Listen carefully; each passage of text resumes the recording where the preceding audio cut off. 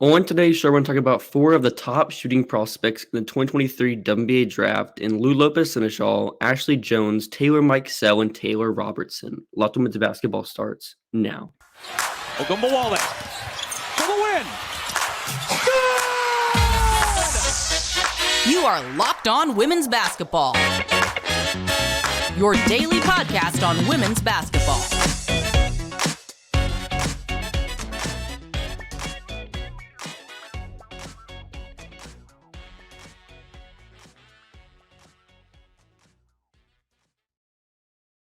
Welcome, you all to Women's Basketball. My name is Hunter Cruse. I'm a Saturday host covering the WNBA draft and college basketball at large. Thanks for making Women's Basketball your first listen every day. And remember, Women's Basketball is free and available on all platforms, including YouTube. Today's episode is brought to you by FanDuel Sportsbook, the official sportsbook of Locked On. Make every moment more. Visit FanDuel.com/LockedOn today to get started. I'm joined by my co-host Em Adler and our special guest Lincoln. Em is a beat writer for Seattle Storm and heads our written coverage of the WNBA draft at thenexthoops.com. You can follow Lincoln at Dovienia_ on Twitter. So to get this one kicked off, we're gonna break this episode a little bit different. We're gonna go section by section based on each player's kind of like their micro skills. We'll start off with the shooting just because these are four of the best shooters in the country. So I'll give it to you, Em, to kind of kick it off with their shooting abilities. Sure. So, folks, there's going to be a lot of stats thrown at you here, so just bear with me. We're looking at Taylor Mikesell, Lou Lopez Senechal, Ashley Joens, Taylor Robertson. Just to start off with their shooting breakdown, Taylor Mikesell takes 70% of her jumpers off the catch, 30% off the dribble, and 80% of her threes off the catch, 20% off the dribble. For Lou, that's 65% off the catch, so a little less, and 35% off the dribble. But she takes 93% of her threes off the catch, only 7% off the dribble. So a lot more off the catch for threes from Lou. Ashley Joens takes 62% of her jumpers off the catch and 68% of her threes off the catch, and 38% off the dribble for all of her jumpers and 32% of her threes off the dribble. Taylor Robertson, on the other hand, is basically in the same boat. 67% of her threes come off the catch, 33% of her threes come off the dribble. For Taylor Mikesell, that looks like shooting 34% off the dribble and 43% off the catch. These are on threes specifically. Lou shoots 30% off the dribble and 44% off the catch, so a little different there. Ashley Joens shoots quite similarly. Taylor Robertson is 35% off the dribble, 46% off the catch. So most of these numbers are pretty similar. They might look a little different in the assisted percentage. Mikesell, only 15% of her threes are self-created. For Lou, only 12% of her threes are self-created. Ashley Joens has 32% of her threes self-created. Taylor Robertson, 29%. As a quick aside, we're only looking at stats from this year. Taylor Robertson last year, half of her threes were self-created. Literally half of them. I don't get it. Taylor Mikesell, just in terms of, I'm going to say short threes and long threes, the difference here is just 25 feet beyond or in front of. These are according to CPB analytics. Taylor Mikesell, basically about half her threes come from beyond 25 feet. She's 37% on longer threes. For Lou, she takes only 30% of her threes that deep, but she shoots 50% on them. For Ashley Joens, she takes only about the same percentage, 27% beyond 25 feet, but she shoots only 25% on them. And Taylor Robertson takes 40% of her threes beyond 25 feet and shoots 36% of them. So a little bit difference in the stat profile here. Taylor Mikesell has a little more self-created than Lou. Taylor Robertson and Joens are sort of in their own camp when it comes to self-creation, and Mikesell and Lou are sort of in their own camp when it comes to the volume of deep shooting. So Mikesell and T-Rob are in their own camp when it comes to the volume of deep shooting. And we can kind of talk about how they get off their three-pointers, like with those stats. Lincoln, what have you noticed with kind of like the differences between someone like Lou, like her jumper, compared to someone like Joens, which is more of like a set spot-up jumper? Yeah, Lou's shot is it comes a lot more out of like dribble handoffs and coming like one dribble pull-ups, whereas Joens is shooting a lot more spot-ups off of driving kicks and coming out of like her own just an isolation one-on-one possession. And Lou's shot is a bit more compact than a lot of other shooters. She keeps her base wide and has a really really sweet stroke, but it can be a bit heavy in her right shoulder, especially later in games. I've noticed that she's kind of pushing with her right shoulder rather than setting a base. But she still makes a whole lot of her shots coming off of dribble handoffs, especially even late in games when she's losing her mechanics a little bit. And I think just in terms of the mechanics there, like it's important to think about, and we talked about this, I want to say it was last week with ND Rogers of Oregon. Like you kind of, or at least has been very much in the same boat that Oregon was, but you kind of sort of by necessity of injury, less than by choice, that they've had so few players, and Lou has basically for most season had to play like 35 minutes a night, even though that was very clearly not what Gino Orienda intended in getting her to transfer there. So I think you can take her stuff with a little bit of grain of salt in terms of late game deterioration, if that's been a case. But I think in a lot of the times that I've seen, that hasn't been the case. And even at that, like it's just been impressive how much he's been able to keep that up. And I think when we're looking at stamina here, I think it's important to note that Mikesell very much faded for Ohio State down the stretch of like February and March. And again, in addition to Ohio State and Oregon, this is another team that because of injury, she basically had to play close to 40 minutes a night. And their head coach likes playing their players a lot, but not quite as much as Mike liked to play. And you could clearly see that she was dealing with just some fatigue there. But she in late has necessarily faded on a higher volume this season. It hasn't been a huge problem in years past, but they might be a consideration for Lou. That hasn't been there despite the minutes. For Joens, she famously can put up like 30 points on 20 shots in Big 12 play. And for Taylor Robertson, if she could get up 20 shots, I'm sure she might, but she can't. She basically takes like 10 shots a game at most. So we're talking about these different prospects. Like as you noted, Ashley Joens is more susceptible to being this off the dribble shooter. And one thing I did notice about her shot profile is within Iowa State's scheme, she doesn't take a lot of corner threes, which is like kind of like a skill set she'll need to have at the next level. Considering if teams are running horns, she's going to be in the corner, or if teams are running any other kind of sets, she's going to be the player like kind of playing off the stars. And we haven't really seen that. I think she's shooting like sub 30% this season on corner threes. Very little volume, I will say that. It's like less than 40 attempts. If you compare that to someone that's been out of her skill set in the past as well, correct? Yeah. She was decent last season. Wasn't the greatest as a sophomore. So yeah, it's not something that she's had to really do. So it'll be kind of something interesting to watch. And if you compare that to someone like Mikesell, she's shooting like 50% on corner threes. Pretty decent volume, nothing crazy. And then kind of compare that to Lou.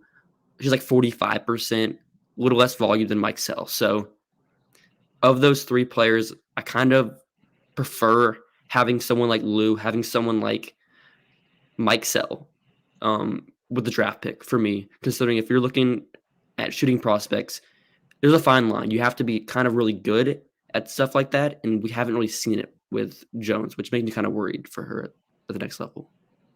And the thing specifically about that is, I think if you're in that kind of shooting role, you're either taking your threes, if you're not someone who's going to command the ball a whole lot because you can create offense for, the rest of the team, you're going to be set up in the corner a lot. You're going to be taking those corner threes. But also the thing is, like, given the stat breakdown, she derives so much of her shooting off the dribble, and you can watch her. She derives so much of it just coming off of, very high ball screens and coming off these high flares, and it sort of directs where an offense can go. She's not going to be as dominant on the ball as she has been at Iowa State. And I think my question there is, like, do you think that, the shot that we've seen from her in terms of the form and the mechanics and how quickly she gets it off, and also her athleticism in terms of foot speed, do you think that translates to being able to, derive efficient shooting off the dribble in the WNBA? I really don't think it will. Whenever she's driving, she's not cerebral at all when she's driving off the dribble, and I don't see teams giving her those reps, just considering she can't really pass great. She doesn't have the athleticism to kind of like draw closeouts, get to the rim at the next level. So when I'm talking about having like a player that can kind of create offense off the dribble, it doesn't seem like an efficient form of offense for her in that skill set. Yeah, I would tend to agree with that. The drives are not always great, and uh, occasionally she can fall into uh, this mindset where she feels like she has a mismatch and falls into these post ups that take up a lot of her possessions inside the 3-point line, and they are not particularly efficient even at the college level. So then I have even more questions about how those would translate at a professional level. Yeah, and I think she has good burst, and she can get off the line. She can get the pump fake and get off the line pretty decently. But I think beyond that, in terms of responding while going downhill, or in terms of making people miss and resetting at three, it's just not an aspect of her game that has been there. And given that she does not have that much lateral quickness, her side steps, her step backs, they don't cover that much ground. Given the fact that like she pretty much only looks decent dribbling right and moving right, I think there's limits on where that can go. So we'll continue to talk about these players and their shooting ability, and we'll kind of go into their other parts of their offense as well. But first, let me guys tell you about Nissan's Nissan's most electric player of the week is brought to you by the all-new electric 2023 Nissan Ariya. I know for me, it's been a blast to watch Virginia Tech's Georgia Amore. I know Em That's can say the right. same as well. She is an electric shooter that has scored 20 or more points in 3 straight games, a brilliantly fierce passer of the basketball. We'll see some of those terrific cross-court skip passes in her synergy with one of the best bigs in the country in Elizabeth Kitley in two-player action. So the 2023 Nissan Ariya is for the people who love to drive. Shop now at nissanusa.com. All right, so let's get back into some of these shooting prospects. What direction do you guys want to go in with the kind of how they can direct offense outside of their shooting abilities?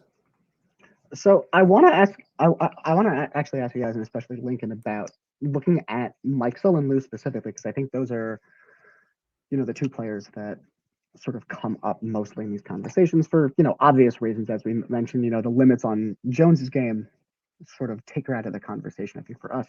In terms of looking at Lou and looking at Mikesell, Lincoln, you talked about so much of her stuff comes from DHOs and coming from, specific off screen, but drawn up actions. I'm wondering the comparison in your mind between how much of her offense is scripted versus how much of Mikesell's is scripted. Yeah, Lou's offense comes a lot from these DHOs and out of bounds plays and after timeout plays that UConn is running specifically to get her open shots on the move. Curling around screens coming to the short corner, especially, is where Gino likes to get Lou going on these out of bounds plays. But a lot of her offense comes from those scripted actions. But Mikesell does also get a lot of her jumpers, especially out of these running off staggers, coming around screens on the wing and at the top of the key. But she's been forced to play with the ball in her hands a bit more. With the last 2 seasons, especially at Ohio State, where they've had these devastating injuries to their point guards.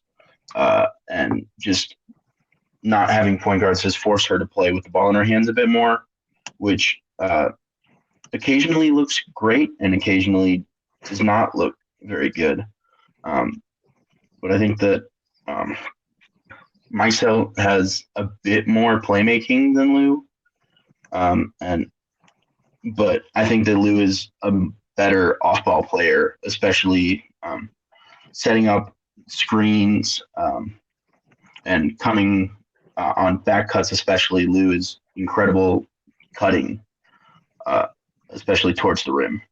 Yeah, that's very much a UConn staple. I'm wondering for both of you, then how you, because I think I agree with all of that. I'm wondering how you compare the very subtle art of off-ball movement, because I think that's an important thing that is really hard for a lot of people, and even for scouting, it's really hard to project.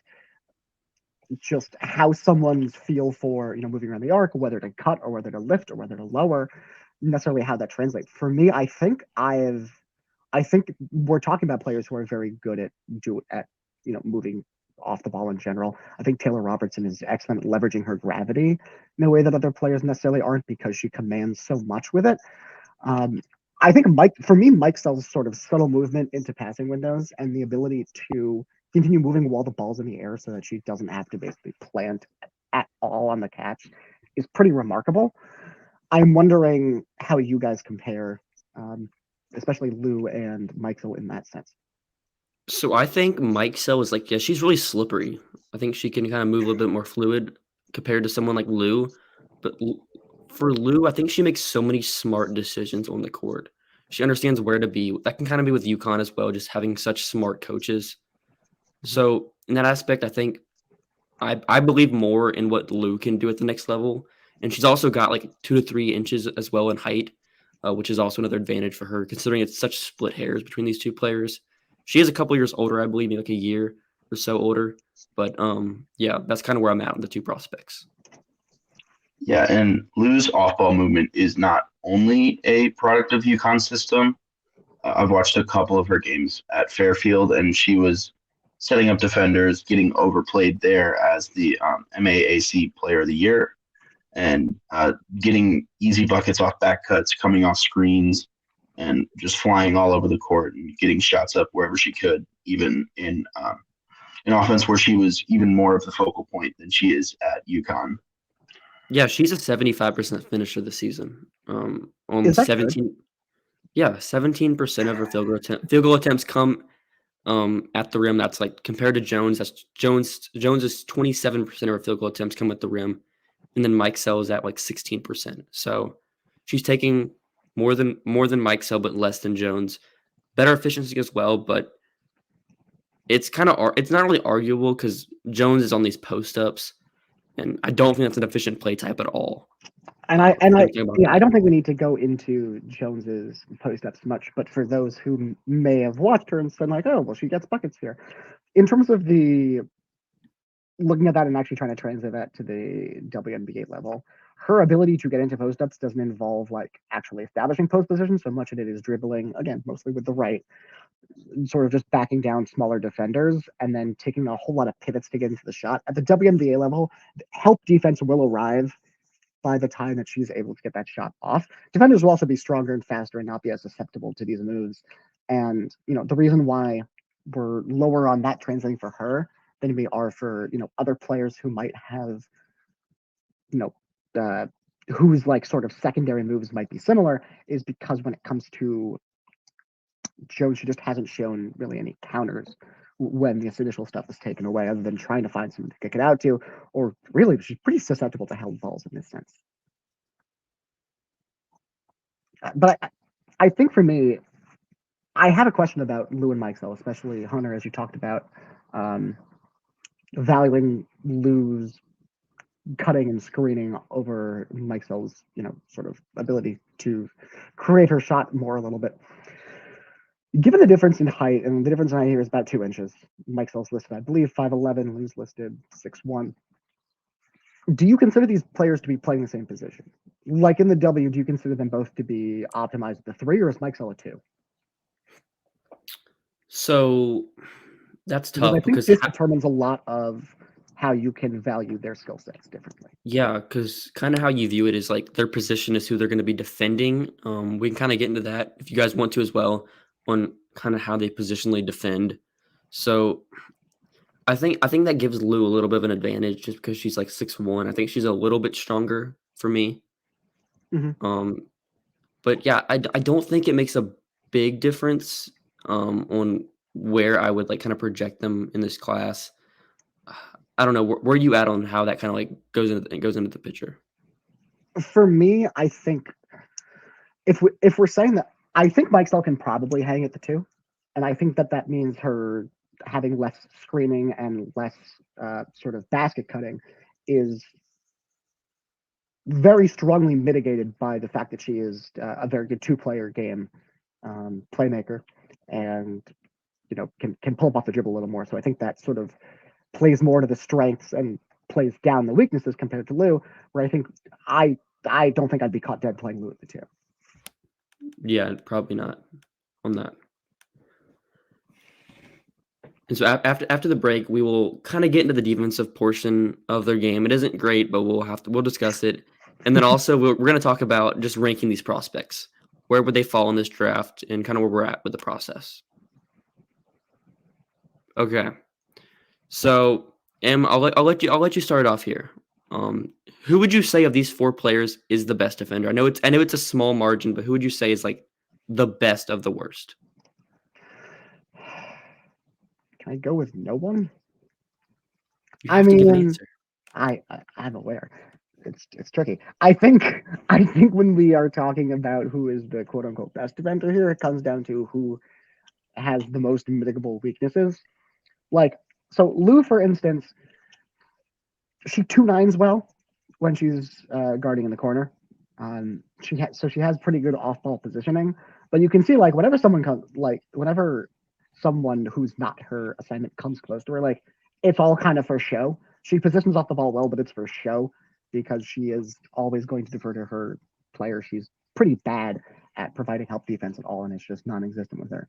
With Mikesell is going to sort of make up rotations well, and she can do that pretty well. But when it comes to responding on the ball, she's often caught like not physically out of position too much, but her footwork's going to get her kind of killed at the point of attack in a way that Mikesell's does too, or not Mikesell, sorry, Lou's does too, but it just doesn't happen as often, I think. When we're talking about Joens, she's just kind of terrible at everything. She's just kind of terrible at everything. I mean, Taylor Robertson's probably just by far the best defender of this group. I'm going to say Taylor Robertson is like a solid defender. She's just kind of a solid defender, surprisingly. Not good, but like solid. The 3, I kind of split them when I was trying to figure out how I would evaluate their defense. I split it into different categories and defending guards, defending forwards, and playing defense off the ball. And I think that Lou has a little bit of an advantage defending guards. I think she's probably the quickest, which is not a terribly high bar to clear. But I think that Mikesell is the best off-ball defender by default because she's active. She has a lot of experience playing in these zone presses that they ran at Maryland and Oregon and occasionally at Ohio State as well. So she knows how to jump these passing lanes and how to get activity off the ball going. And I think that Joens is fairly strong for a player who's listed at 6 foot. And that gives her a bit of an advantage defending forwards who aren't super fast. Yeah. I've liked her defense in the paint, and like defending post-ups one-on-one has been not terrible. And Robertson is a solid positional defender, and she does her job, but she's very limited beyond doing her job. Which, look, if we're saying you can do your job well, I think that's kind of got you a leg up on some other players here. The thing with Joens is, and I agree with you as far as defending post a little more. The thing of her complete and utter inability to provide any semblance of help defense is even more pronounced when you are putting her in the post, because the post is where you need your help defense to come from.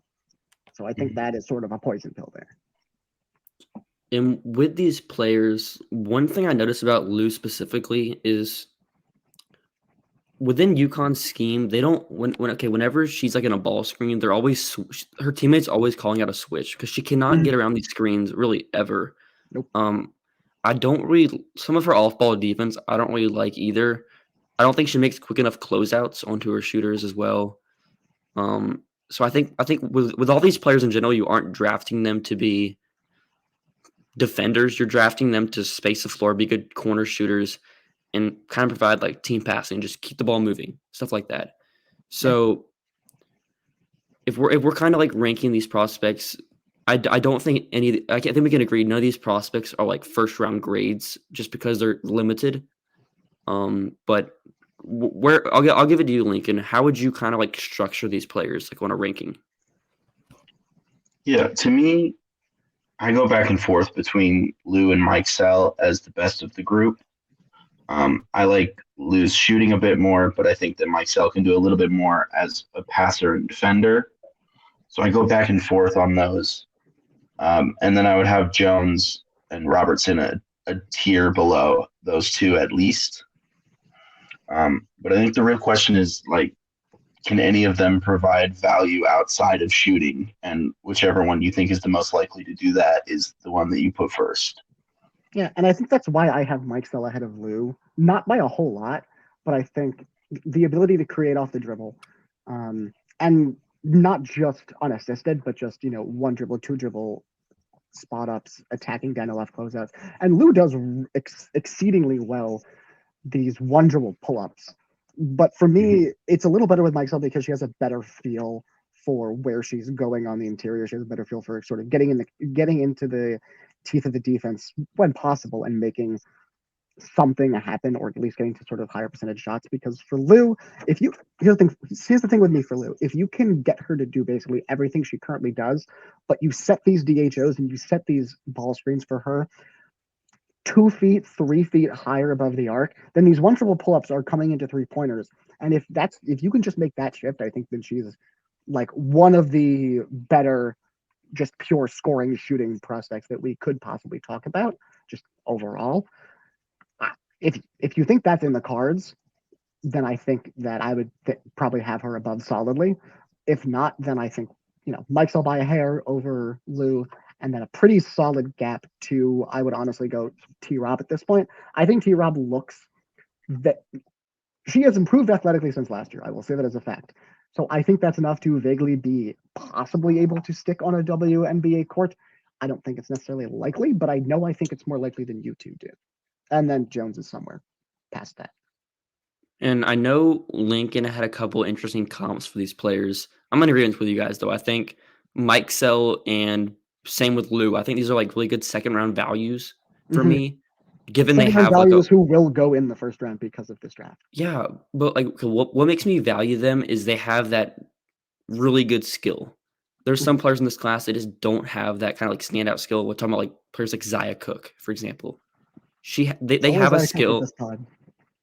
They have a skill that I think is translatable, and that means something. So I think in terms of like camp, it's like a safe place. It's a safe a safe outlet they can go in terms of like kind of trying to like generate offense. So yeah, I know you had a couple comps though, Lincoln. Yeah, I think that when I'm watching Lou, I see a lot of Kayla McBride in terms of just pure shooting, flying around, and just being able to shoot from anywhere at any time out of any action, pretty much.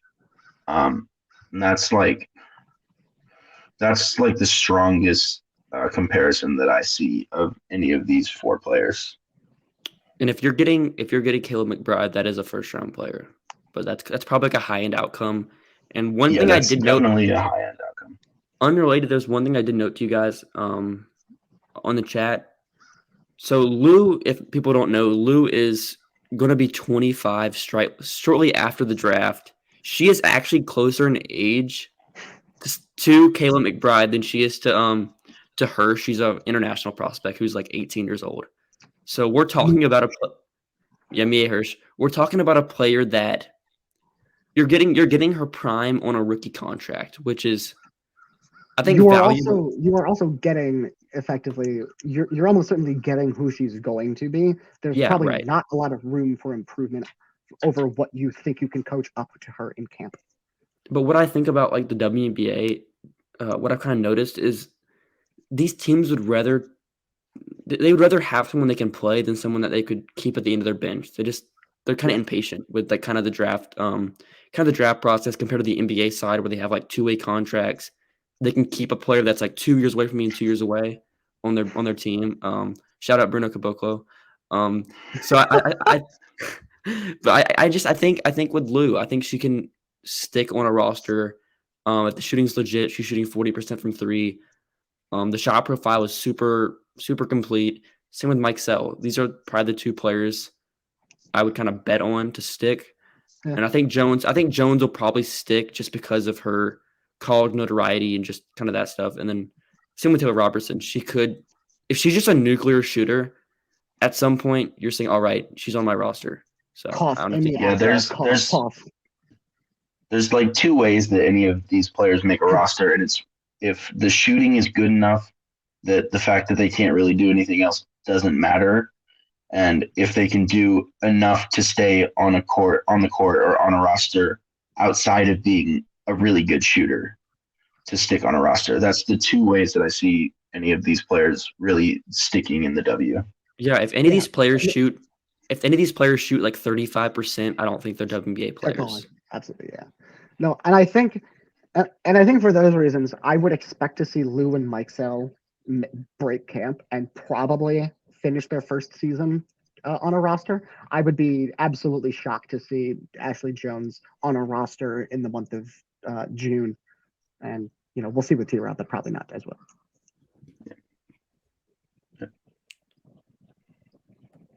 So thanks for making Locked On Women's Basketball your first listen today. Now make your second listen game-to-game NBA.